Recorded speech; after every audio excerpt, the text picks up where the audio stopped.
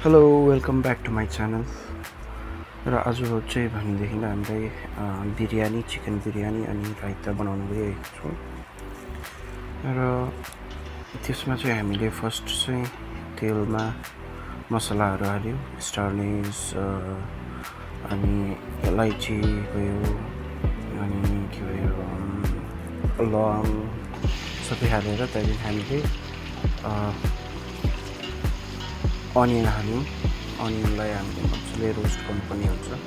जबसम्म golden colour आउँदैन तबसम्म हामीले त्यसलाई फ्राई गर्नुपर्ने हुन्छ।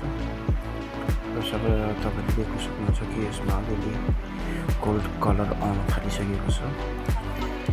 अनि त्यस पछाडि हामीले त्यसमा चिकन एड गऱ्यौँ, जो चाहिँ म्यारिनेसन गरेर पहिला नै हामीले राखेको थियौँ। र त्यसलाई चाहिँ मजाले त्यो मसला पाकेको थियो, त्यसमा हामीले चिकन हालेर पाक्नुको लागि छोडिदिउँ। अनि साइडमा भनेदेखिलाई हामीले पानी उमालेको थियौँ, त्यसमा पनि हामीले स्टार एनिज लौङ तेजपत्ताहरू हालेर त्यसलाई उमाल्यौँ। पानी चाहिँ त्यो राइस उमाल्नुको लागि। अनि एकछिन पछाडि हेर्न सक्नुहुन्छ तपाईँले त्यो पानी एकदम मजाले बोइल भइसकेको थियो। अनि यता साइडमा चिकनहरू पनि मजाले पाकिसकेको थियो। र त्यसलाई मजाले चलाउनु पर्ने हुन्छ, तर त्यो तलको सुन बेसमा चाहिँ त्यसमा चाहिँ डढ्नु दिनु हुँदैन, नभए बिरयानीमा डढेको फ्लेभर आउँछ। त्यो भएर चाहिँ हामीले त्यसलाई बिचबिचमा चलाउनु पर्ने हुन्छ।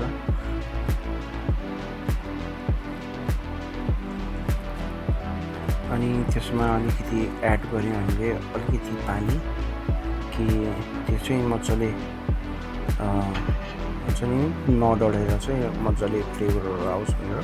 र साइडमा हेर्न सक्नुहुन्छ तपाईँले पानी मजाले बोइल भइसकेको छ। र त्यसमा हामीले त्यो बासमती राइस हामीले जो भिजाएर राखेको थियौँ त्यो चाहिँ हामीले एड गर्न थाल्यौँ।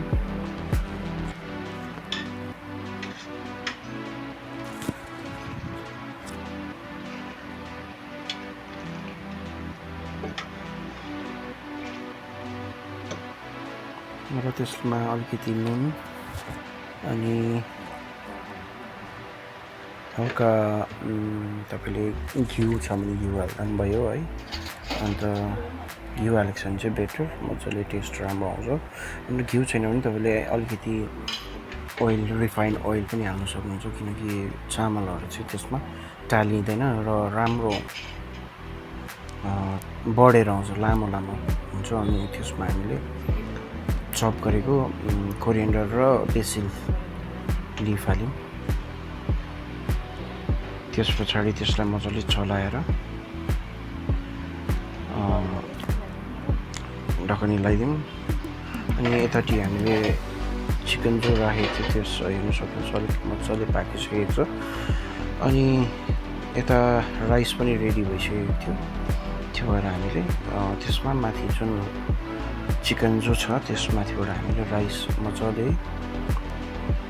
राख्नुपर्ने हुन्छ त्यस, किनभने अब फ्लेभर चाहिँ मुनि जुन आएको हुन्छ त्यो चाहिँ माथि नजाओस् र त्यसलाई मजाले पहिला राइस हालेर त्यसलाई छोप्नुपर्ने हुन्छ।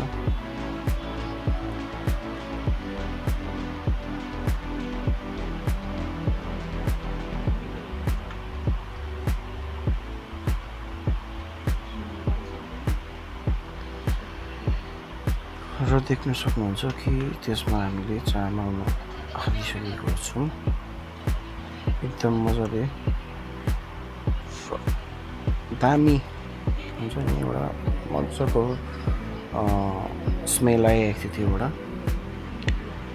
अनि रहेको अलिकति हामीले चप अनियन थियो, त्यो जुन हामीले ब्राउन गरेर राखेको थियौँ, हामीले आधी छुट्याएर राखेको थियौँ। त्यहाँदेखि चाहिँ हामीले त्यहाँनिर राइस आधी हालेर त्यहाँ माथिबाट हाल्यौँ, किनभने सबै मिक्स हुन्छ नि, त्यो चलाउँदाखेरि चाहिँ सबै मिक्स भएर राम्रो बास्ना आउँछ त्यसबाट। त्यसमाथिबाट फेरि हामीले जो राइस थियो त्यो एड गरिदियौँ किनभने यो बिरयानी चाहिँ हामीले 4-4जनाको लागि चाहिँ बनाएको र 4जनाको लागि इनफै हुन्छ 1 केजी चामलको बनाएको खास चाहिँ र 4जनालाई इनफै हुन्छ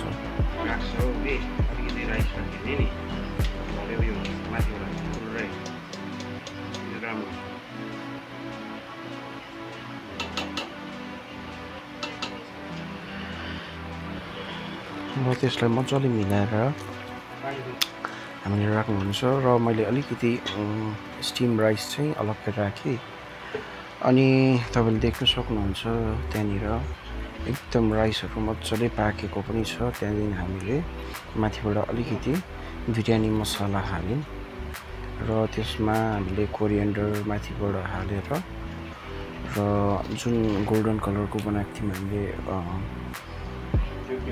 अनियन त्यसलाई पनि मजाले माथिबाट हालेर राखिदिउँ अनि अब तपाईँले देख्न सक्नुहुन्छ कति राम्रोसँगले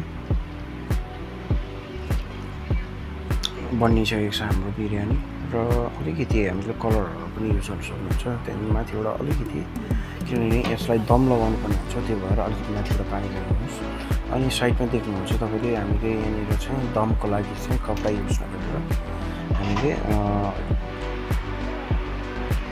के भन्नु आटाको युज गरेछौँ र अब अहिले देख्न सक्नुहुन्छ तपाईँले एकदम मजाले राइस दम लागेर राम्रो पर्फ्युम जस्तो हुन्छ नि एउटा एकदम दामी सेन्ट आएको छ यसमा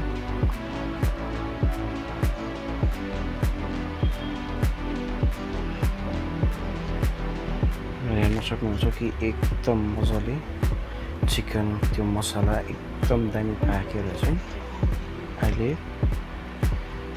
दामी बिरयानी बनिसकेको छ एकदम डढेको पनि छैन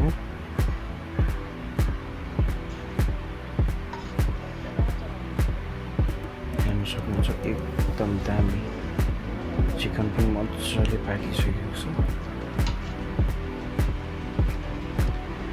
र त्यस्तै गर्दाखेरि अब त्यहाँदेखि हामीले मैले साइडमा राइताहरू पनि बनाइसकेको थिएँ अनि त्यो मिक्स गरेर हामीले सर्भ पनि गर्न थाल्यौँ सोल्टिनी पनि आएको थियो हाम्रो घरमा अनि यसलाई पनि हामीले पस्किएर राख्यौँ अनि 3जनालाई हामीले सुरु गऱ्यौँ खाना खानको लागि अनि मैले उसलाई पनि सोधेँ सोल्टिनीलाई पनि सोधेँ कि कस्तो लाग्यो बिरयानी आज फर्स्ट टाइम हामीले बनाएको भनेर मैले एकदम ढोकेर दामी बनिएछ